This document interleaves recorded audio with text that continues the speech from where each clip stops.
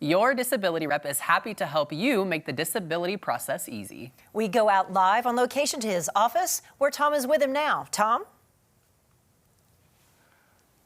Well, you're absolutely right. There he is, your disability rep, Roy Rickstrew. Good to see you, as always. Likewise, Tom. Likewise. Okay, I looked at this one and I'm a little, I guess I need some help on this one. If they can't approve, they will deny. Well, about 2/3 of applications initially are denied by the Social Security Administration. And unfortunately, if there's not enough information for them to approve you, by default, they deny you. Okay, and that leads to this, which is when it comes to the proof, it's on you. They're not going to go, we'll help you out on this one. Yeah, that's correct. You have the burden to prove, essentially, that you are disabled. You have to establish that with the medical records and the information in the file. It's yours to establish. Social Security doesn't advocate for you. I mean, they're there as the adjudicator. Right. Sometimes those folks call. They're very helpful. Some of the folks over there are really good at what they do. Right. But it doesn't change the fact that they are the decision maker. So their help is only going to go so far.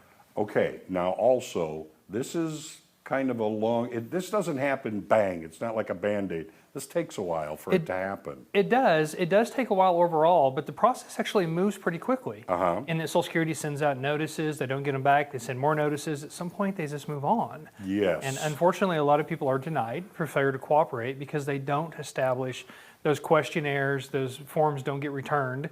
And unfortunately, Social Security then, in turn, denies you. Well, you have to be an active participant in this whole thing. It's important that you keep up. Yeah. All right. For sure. All right, an ongoing pursuit.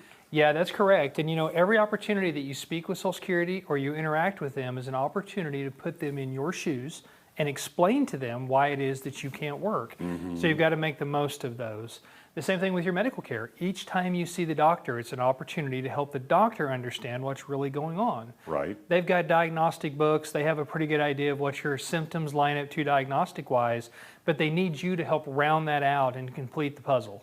Well, you know, you have to be honest with them. That's right. You know, you have to say, it may seem inconsequential to you, but if all of a sudden it hurts to do that, tell them it hurts to do that. Right, and we've talked a lot of times too about the consistency of the complaints and the symptom presentation with the doctors. Again, make the most of your opportunities. Okay. Brief reviews equal unanswered questions. Yeah, the determinations from Social Security are not always a deep dive. In fact, there are times that they make decisions with missing information.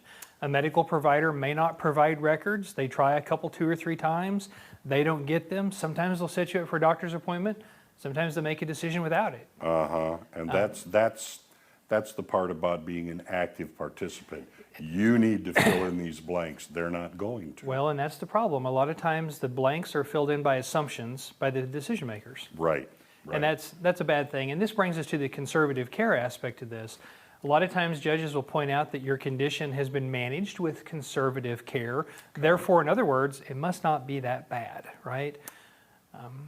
And so that's kind of scary. Someone else is making that diagnosis. Yeah, that's correct. And the thing is, you know, the more you talk with your doctor about the things you do to kind of get by, those hot baths, those heating pads, those ice packs, those elevations, we get this idea that it's not just conservative care. You're dedicating a lot of time to this.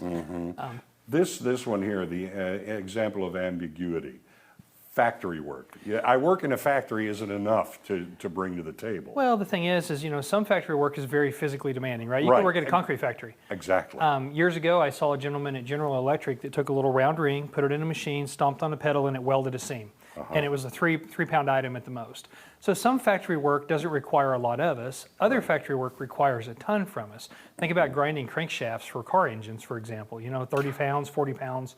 All day long, whereas if you were making parts for a lawnmower, they might weigh 3 or 4 ounces. True.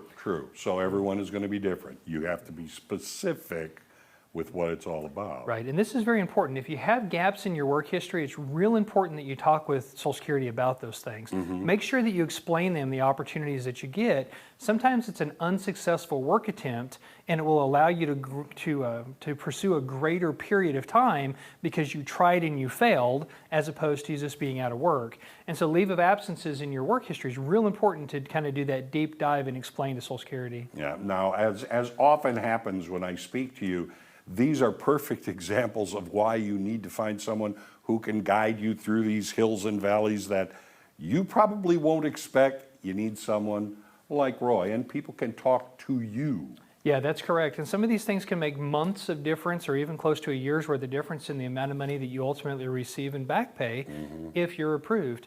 But my contact information's here. The QR code will take you to our scheduling portal. You can schedule an appointment with me at your convenience to come in and see me, or for a phone call. Be happy to visit with you. All right, Roy, always good to talk to you. There he is, your disability rep. Back to you. Thanks so much, Tom.